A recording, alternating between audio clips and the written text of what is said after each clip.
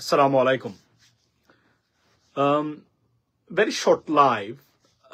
Live আমি প্রবাসী যে সেই মার খাওয়া প্রবাসী সেই প্রবাসীকে নিয়ে কিছু কথা বলতে চাই। সেটা হলো যে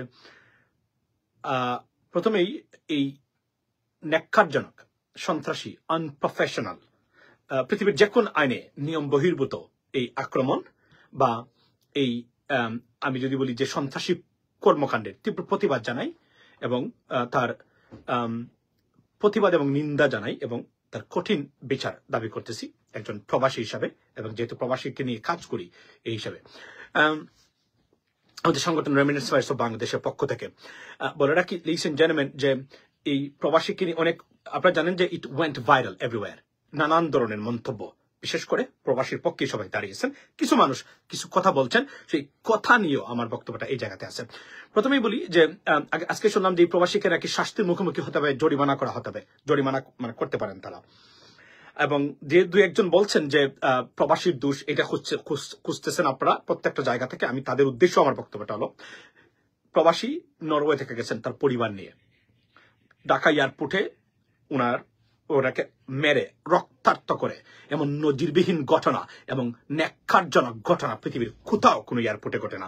খুদ সোমালিয়ার মতো দেশে, যেখানে they have no government in charge, সেখানেও এটা নেই। সোমালিয়ার আদিসরি, যেটাকে আমরা বলি মোগাদিশু এয়ারপোর্টে যান, সেখানে আপনি পাবেন না। কিন্তু বাংলাদেশের এয়ারপোর্টে যা বিগত ফেসিস গভর্নমেন্টের অধীনে এই 16 বছর ধরে আমরা আপনার এটাই আন্দোলন করে আসছে, বিগত 5 থেকে 6 বছর ধরে অ্যাক্টিভলি প্রবাসীদের এই বিষয়গুলো নিয়ে এয়ারপোর্ট ব্যবস্থাপনার জোর দাবি আমরা জানাচ্ছি। প্রথমেই আমরা উনি বলছেন, যারা বলছেন আপনারা যে ধরেন আপনারা বলছেন যে উনার দোষ। আচ্ছা, উনার কি দোষ? উনি ধাক্কা মেরেছে। কে বলেছে ধাক্কা মেরেছে? আমি ক্লিপটা বাজাই, ক্লিপটা বাজানোর পরে আপনাদের সামনে আমি আসতেছি বক্তব্য নিয়ে, আপনারা শুনেন মনোযোগ দিয়ে। উনি হিসেব করতেছি ভালো করেন না, এটা শুনেন না, শুনেন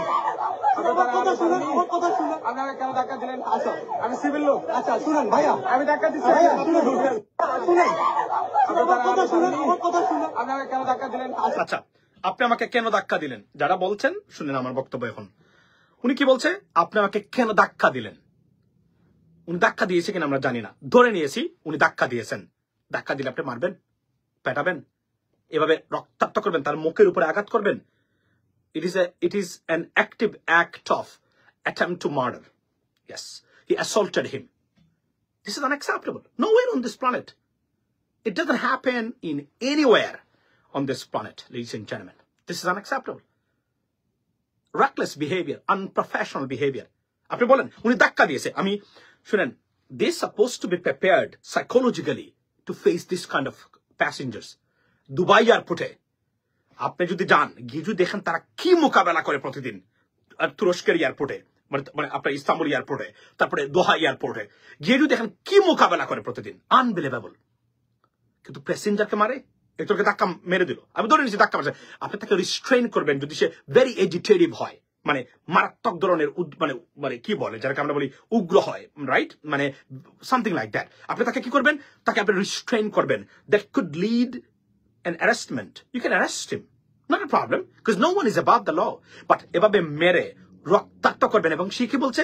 ধাক্কা দিয়েছে। ধাক্কার কারণে একজন প্রবাসীকে, একজন বাংলাদেশের নাগরিককে একটা এয়ারপোর্টের মতো জায়গাতে এভাবে কি রক্তাক্ত করতে পারে? এখন এটার পক্ষে যারা আপনারা বক্তব্য দেন, এসে আপনাদের লজ্জা লাগে আপনাদের এই বক্তব্য শোনার পরে। shame on you. It's unacceptable. He cannot do that. Even তাকে ধাক্কা দিয়েছে, তাকে যদি একটা মারতো ওই প্রবাসী, তারপরে উনি অ্যারেস্ট করবেন, গ্রেফতার করবেন, প্রসিকিউট করবেন, বা তার উপর আঘাত করার কোন অধিকার এই আনসার বাহিনীর নাই। প্রশ্ন হলো, এই আনসার বাহিনীর মতো আনপ্রফেশনাল বিগত সরকারের অধীনে নিয়োগপ্রাপ্ত এই সন্ত্রাসী কার্যকলাপে যুক্ত আনসার বাহিনী অলরেডি এদের এয়ারপোর্টের মতো জায়গায়, airport is an image of a country undoubtedly. বললেন না, একটা দেশে যখন আপনি পা দিবেন, প্রথমে এয়ারপোর্টে যাওয়ার পরেই এই দেশ সম্বন্ধে একটা আইডিয়া আপনি নিতে পারবেন।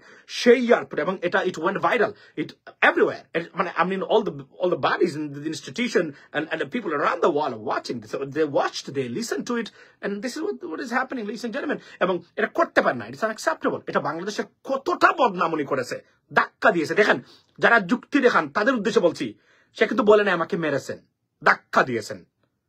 4 জন মানুষ 1 জন মানুষকে পিটিয়েছেন। This is unacceptable. It is an act of terrorists.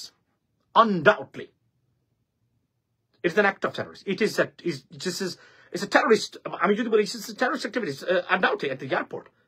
It should be stopped. এবং আমি আজকে এখানে বসে নিন্দা জানাচ্ছি আবারও, এবং একটা তদন্ত কমিশন গঠন করে এটা তদন্ত হওয়া দরকার। প্রত্যক্ষদর্শী থেকে শুরু করে সবার, এবং তার পরিবার নিয়ে গেছে এখানে গিয়ে ঝগড়া করে মার খাওয়ার জন্য। কামান্স আছে, তারপরে ধরে নিলাম উনি উগ্র।